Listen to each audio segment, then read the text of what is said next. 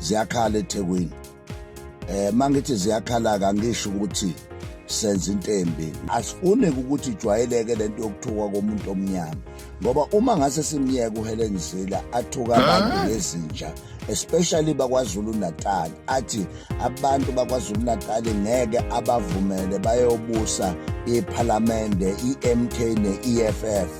Kusho ukuthi lokho he undermines imajority yabantu abavote leading. So sithi-ke bafowethu asipheleleni sonke eyomphakathi-ke le noma i-organizwa i-MK, siyayidinga ne-EFF, siyadinga wonke ama-organization athi wona ngeke amvumele umuntu oyothula abantu ngezinja, ababukele phansi, abuke inhlalo yethu ingalingani. This thing of inequality, it's working and siyayibona ukuthi yenzeka.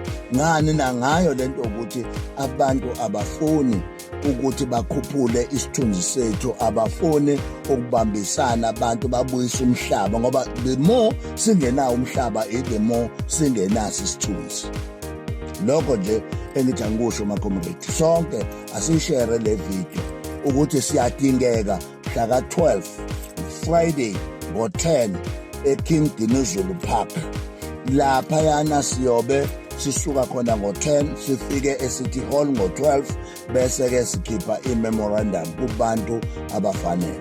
So yilokho asihlangane khona kusukela manje.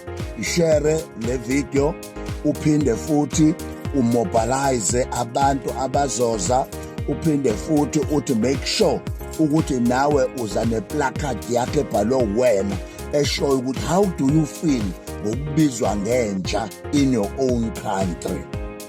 Nayo nje esifuna ukisho 071 978 4717. Mandla.